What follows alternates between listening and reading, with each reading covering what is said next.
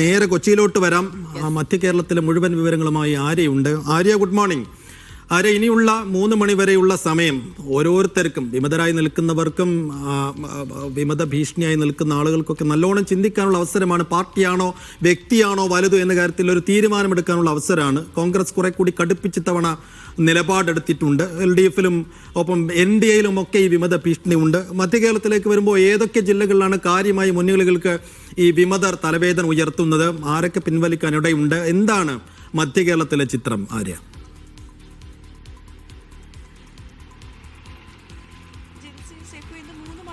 സമയത്ത് വിമതശല്യം കൂടുതലായി തന്നെ ഉണ്ട് കോട്ടയം ജില്ലയെ സംബന്ധിച്ച് പറയുകയാണെങ്കിൽ. അപ്പോൾ ഇവർ പിൻവലിക്കാനുള്ള ഒരു സാധ്യതയും കാണുന്നുണ്ട് എന്നുള്ളതാണ്. എന്നിരുന്നാലും മുന്നണികൾ ഇതിനായിട്ട് പരിശ്രമിക്കും എന്ന് തന്നെയാണ്. ഇന്നലെ എറണാകുളം ജില്ലയെ സംബന്ധിച്ച് നോക്കുമ്പോൾ ഇന്നലെ DCC പ്രസിഡന്റ് വാർത്താ സമ്മേളനത്തിൽ പറയുകയുണ്ടായി, വിമതരുടെ എണ്ണം കുറയ്ക്കാൻ വേണ്ടി അവരുടെ പത്രിക പിൻവലിപ്പിക്കാൻ വേണ്ടിയുള്ള ശ്രമങ്ങൾ ആരംഭിച്ചിട്ടുണ്ട് എന്ന് തന്നെയാണ് മുഹമ്മദ് ഷിയാസ് പറയുകയുണ്ടായത്. തൃശ്ശൂരിലേക്ക് വരുമ്പോൾ LDFിൽ കോർപ്പറേഷന്റെ സീറ്റിലെ തർക്കത്തെ തുടർന്ന് 3 സ്ഥാനാർത്ഥികളാണ് കേരള കോൺഗ്രസിന് 3 സ്ഥാനാർത്ഥികളെ പ്രഖ്യാപിച്ചിട്ടുണ്ട് എന്നുള്ളതാണ്. CPI മത്സരിക്കുന്ന 2 മണ്ഡലങ്ങളിലും CPM മത്സരിക്കുന്ന മണ്ഡലങ്ങളിലുമായി അങ്ങനെ 3 മണ്ഡലങ്ങളിലാണ് കേരള കോൺഗ്രസ് ഇപ്പോൾ സ്ഥാനാർത്ഥികളെ പ്രഖ്യാപിച്ചത്. ഇവരെ പിന്തിരിപ്പിക്കാനുള്ള ശ്രമങ്ങളാണ് തുടർന്നുകൊണ്ടിരിക്കുന്നത്. കോർപ്പറേഷനിലെ പല വാർഡുകളിലും കോൺഗ്രസിലും വിമതന്മാരുണ്ട് എന്നുള്ളതാണ്. CPM പുറത്താക്കിയ ബീന മുരളിയാണ് കൃഷ്ണപുരം വാർഡിൽ മത്സരിക്കുന്നത്.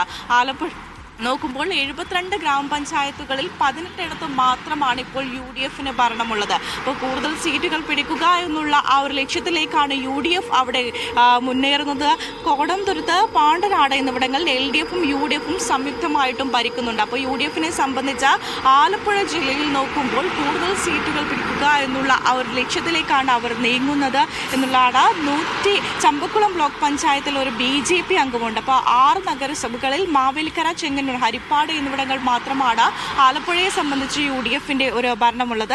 പത്രിക തള്ളിയവരുടെ ഒരു മധ്യ കേരളത്തിലെ ഒരു എണ്ണം നോക്കുകയാണെങ്കിൽ 141 പത്രികകൾ തൃശ്ശൂരിലും, എറണാകുളത്ത് 404, ഇടുക്കിയിൽ 133, കോട്ടയത്ത് 446, ആലപ്പുഴ 71. ഇങ്ങനെയാണ് പത്രിക തള്ളിയവരുടെ എണ്ണം പറയുന്നത്.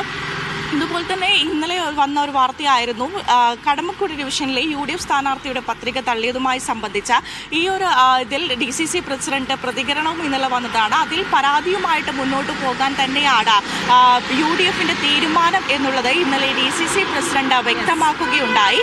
UDFന്റെ സ്ഥാനാർത്ഥിയായ LC ജോർജിന്റെ പത്രികയായിരുന്നു തള്ളിയിരുന്നത്. അങ്ങനെ വിമതരുടെ ശല്യം കോട്ടയത്തടക്കം ശക്തമായി കൊണ്ടിരിക്കുകയാണ്. പത്രിക തള്ളുമോ പത്രിക പിൻവലിക്കുമോ എന്നുള്ള കാര്യം തന്നെയാണ് ഇപ്പോഴും ചർച്ചയാകുന്നത്. മുന്നണികൾ അതിനായി പരിശ്രമിക്കുകയാണ്. Safe four Jilsy.